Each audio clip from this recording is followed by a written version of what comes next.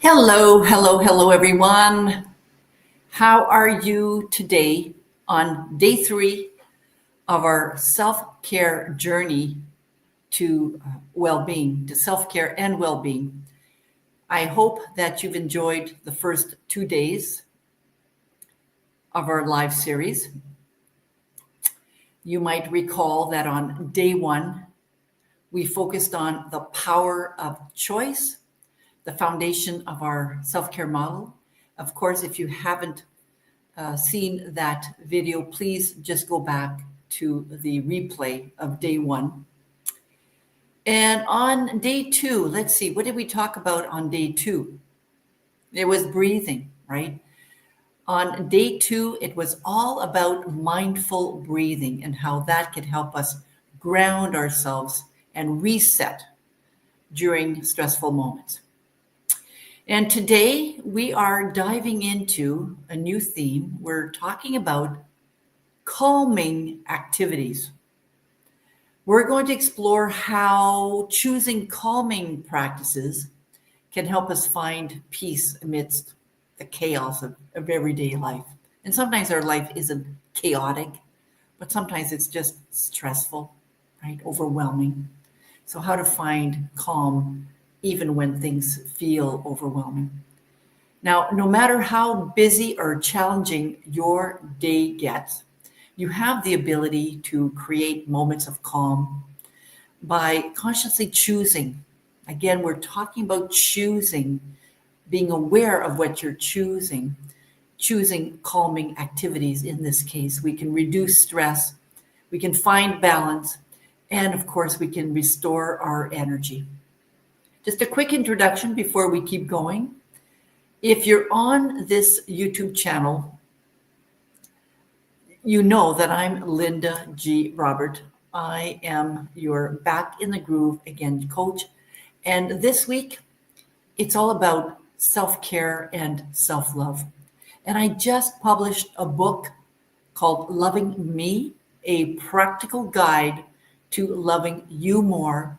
And you can find the book on my website at www.divorcerecovery.ca. You can also find it on Amazon as well. Now, today we're going to focus on the importance of choosing calming activities throughout the day.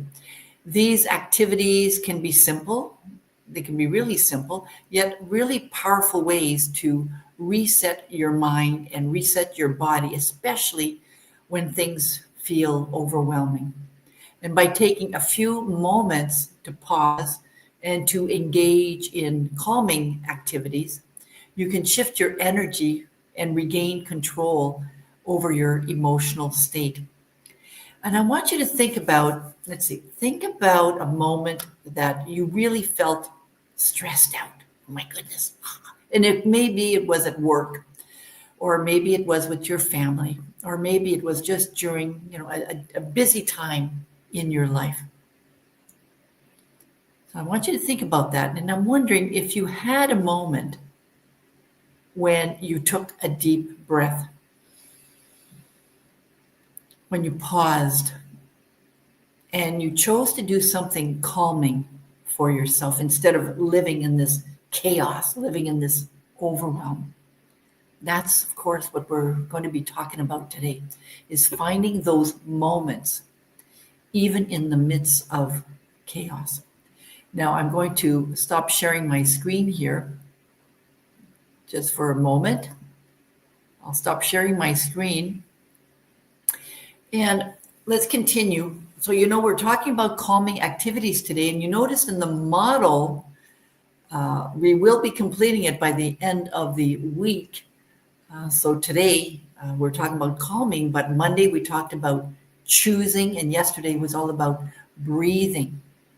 So choosing calming activities helps to activate the parasympathetic nervous system, that part of your body that is responsible for rest and digestion. And when you're in a relaxed state, you're better able to manage the stress and to make better decisions and clearer decisions.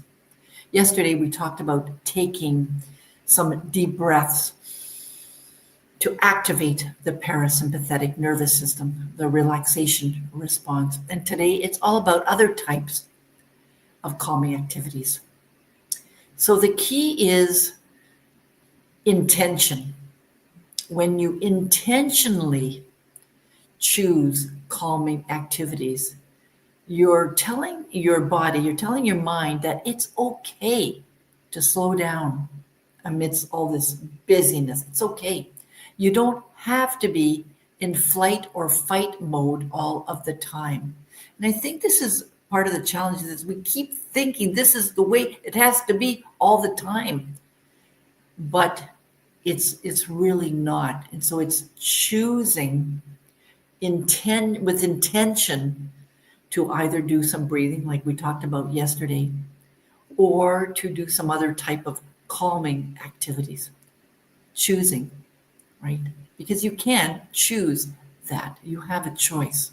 And that's the beauty about putting choosing right at the center of that model. So let's talk about some simple calming activities that you can integrate into your day. So these activities are easy to do and don't require a lot of time, but they can have a big impact on how you feel. Now, most of us have at least 5 minutes during the day to maybe go outside for a quick walk, even if it's just around the block. We have some time to do that during the day, to feel that fresh air. Yes, even if it's cool outside or cold outside, to listen to the sounds of nature if you happen to live close to a forest, and to ground yourself in the present moment. You may also want to put on some soft music or some ambient sounds. I use Insight Timer a lot during my day just to kind of calm myself down. You might want to have some ocean waves, some type of soothing sounds, or even some instrumental music can help calm your mind and, of course, bring peace to your space. You may want to spend a few minutes reading a book you love, reading a magazine that you've been wanting to read, or journaling too. And it doesn't require you to spend 5, 10, 15, 20 minutes. You can simply choose to spend just a couple of minutes reading a book that you've been wanting to read or continuing to read, or reading a journal article or a magazine that you want to, or maybe just even writing down. We're going to be doing some more writing today. So both of these types of activities can serve as an escape and a way to connect with yourself in a peaceful and reflective manner. And you can do that on a break, like if you are working and you have a 15-minute break, you can use just a few minutes of that break to read, or to journal, and you'll notice that you'll feel calmer. Now, this might not always be practical during the day. It depends on where you're working, but a simple bath, a simple warm bath or shower can also be incredibly soothing for you. So if you happen to work from home, or if you have time at home to do this, you can. Let the water relax your muscles and calm your mind. So it's a great way to unwind, especially in the evening, right? You may want to take a few moments in the morning or during the day to stretch your body, or to do some gentle yoga moves or poses. Stretching can release tension. It can improve your blood flow and leave you feeling more relaxed and more centered. And we're going to talk more about movement tomorrow. You may want to take time to prepare and enjoy, that's the key word, a cup of tea or a cup of coffee, and to enjoy it very slowly. You don't need to guzz it down. You can just sip on it while you're relaxing as well. You might want to focus on the warmth the aroma, and the experience of sipping the drink as a mindful ritual. And we will talk more about savoring on Friday. Exciting, isn't it? You might want to also try tensing and relaxing different muscle groups in your body to release some physical tension. Now, this practice can help reduce stress and make you feel more present in your body. And this technique here is called progressive muscle relaxation. So basically, what you're doing is you're tensing. Now, I'm just tensing the upper part of my body right now, and I'm talking, so I don't want to tense my face, but you're just tensing your body and then letting it go. Now, what you can do as well with this particular technique is you might want to start with just one part of your body, like the lower part of your body.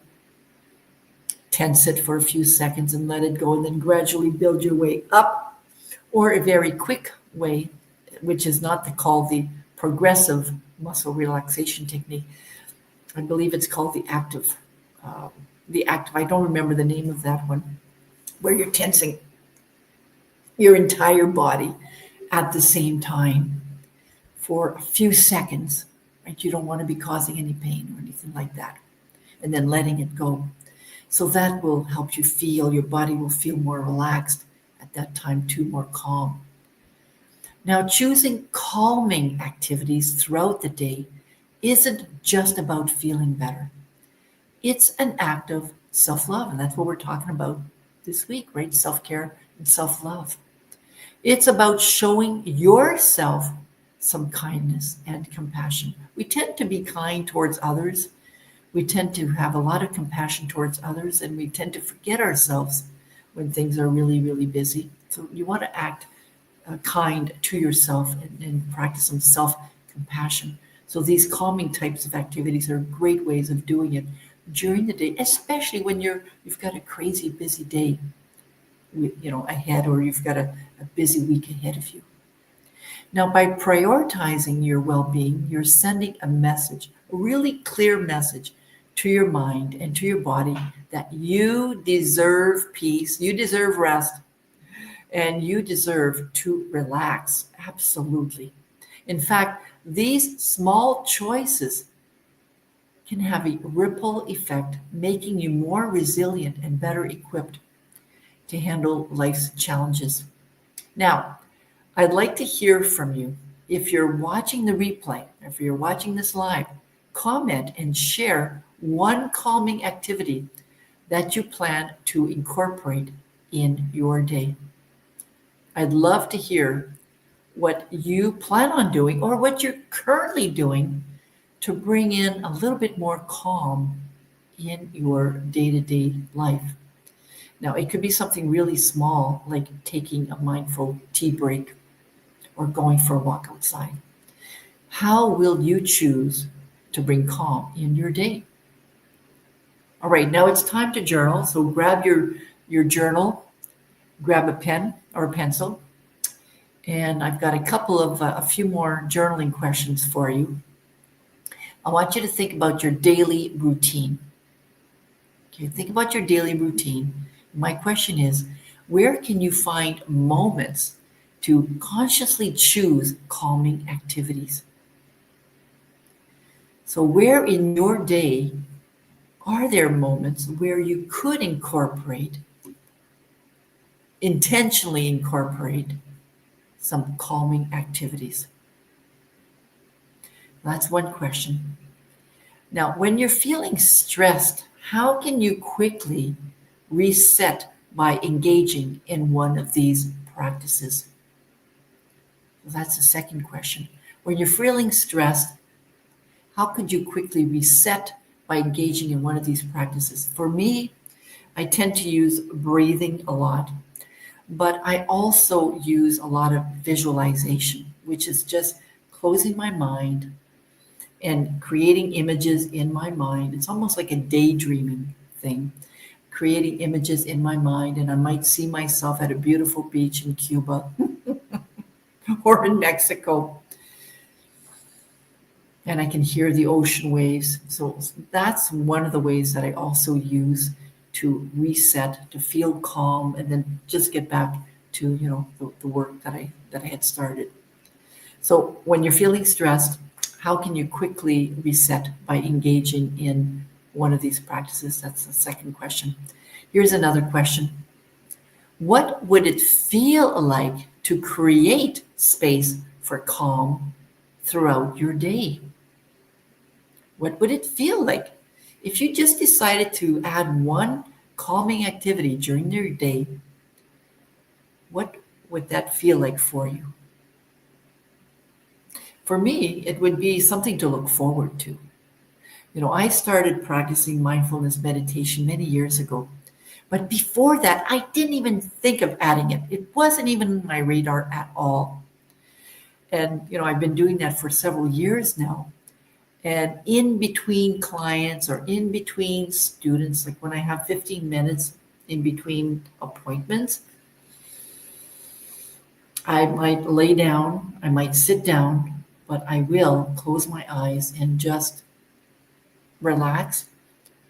I might listen to meditation. I might listen to some nice sounds, or I might just close my eyes and do nothing for those few minutes, and then get ready for my next meeting. So I want you to think about it. I want you to. I invite you to take a moment to reflect on these questions, because of course, you're worth it, right? You're worth getting this peaceful feeling, and you're worth relaxing more. All right, and if you're watching the replay, I'd like you to write down on the comments section what you did decide to do. And you can also share, of course, the responses to the journal prompts as well. So thank you again for joining me today on day 3 and for taking the time to think about how you can create calm amidst the chaos of your day. Remember, small moments of calm add up, and they help you feel grounded, and they help you feel centered. Now, tomorrow, we're exploring movement, how even gentle movement can help you stay energized and connected to your body. It's a great way to boost your mood and to keep your energy flowing. And I can't wait to see you tomorrow for day 4. So let's keep this momentum going. Now, again, my name is Linda G. Robert. I am your Back in the Groove Again coach, and I am really here to help you live your best life now so you can love what you do. I'm also a travel coach and a travel agent, travel only. I'm the author of 2 books, but my last one is Loving You, a practical guide to loving me, a practical guide to loving you more. And you can find it on my website at divorcerecovery.ca, or you can also find it on Amazon. See you tomorrow. Bye, everyone. Have a great day.